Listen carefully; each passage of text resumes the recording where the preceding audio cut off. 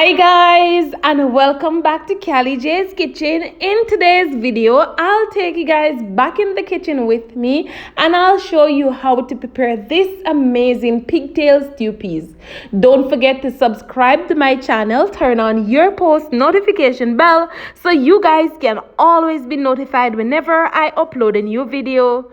Go ahead and tell your friends, tell your family members about Callie J's Kitchen and have them subscribe to my channel. Follow me on Instagram, it's CallieKitchen_1, and also on Facebook, it's Callie J's Kitchen. So this is the pot that I'm gonna prepare my stew peas in. So I'm gonna go in, add some water to that, and of course I'm gonna add some garlic, and of course I'm gonna add my red kidney beans. I'm just gonna cover it and allow that to cook down nicely, and then I'm gonna come back and add my pigtail. So just to note, guys, I went ahead, rinse off my pigtail under some cold running water, and then I went ahead and boil it at least twice just to remove the excess salt.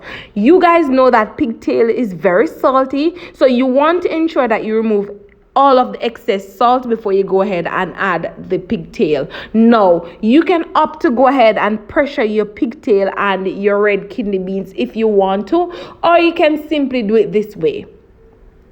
So once I add the pigtail to the peas and with the garlic, combine all of that goodness together, and of course we're just gonna cover it and allow it to cook down nicely. So just to note, guys, once you add the pigtail and the beans, it will take a little bit a longer time to cook. All right, so what you want to do, you just want to ensure that you check like probably every 20 minutes or so, and please ensure that you have some hot water nearby just in case you need to add water, because the water is going to boil out, so you might need to add water as you go along. All right, so this is what it looks like. It's coming along quite fine. Of course, you know, we cannot make stew peas without the spinners. So what I did, I went ahead already and make up some spinners and put it to the side until this is ready. So this is what it looks like once it's ready. And of course, what you can do, you can take up a small amount of the peas and just crush into it. And if you don't have to apply force to press into the peas, then you know it is ready. And it's the same thing for the pigtail. You can use a fork to do the same thing. So now we're gonna go in, and of course we're gonna add some coconut milk, because you cannot cook stew peas without your coconut milk. Guys, you need coconut milk for your stew peas. So once we add the coconut milk, we're just gonna combine everything together nicely again, and then we're gonna go in and start adding the spinners. Now, some persons tend to add a lot of spinners to their stew peas. Listen, it's up to you what you want to do. Guys, just be creative in the kitchen, you know, and remember to always be you and just utilize whatever you have at home. So once we add all of that spinners, of course, we're going to combine everything together again nicely, and then we are going to go in and add some of our onions, some scallion. Of course, I'm going to add some more garlic, and of course, we're going to add our scotch bonnet pepper.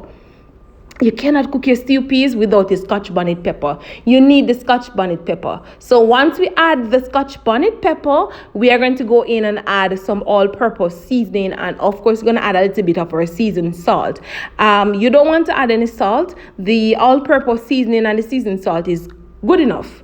So once we add all of that goodness, we're just going to combine everything together nicely again, and we're going to allow this to cook down nicely. Once it's cooked down nicely, I'm going to come back and show you what it looks like. And of course, you can always go ahead and serve this up with some white rice.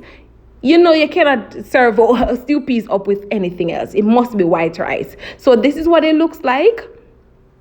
So we're just going to allow this to cook down a little bit more, probably another 5 or so minutes, and then I will come back and show you guys the final product. Now, this was really easy and simple. You can always go ahead and prepare it for your family, and let me know in the comment section what you think about this amazing pigtail stew peas. And there you have it, guys, the final product of my amazing pigtail stew peas. I hope you guys enjoyed today's recipe. I hope you guys go ahead and try it out and let me know what you think.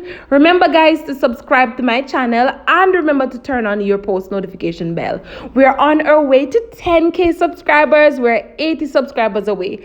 So go ahead and share with your families and your friends and have them subscribe to Callie J's Kitchen. Thank you guys so much for watching and see you guys tomorrow for another awesome recipe. Bye guys.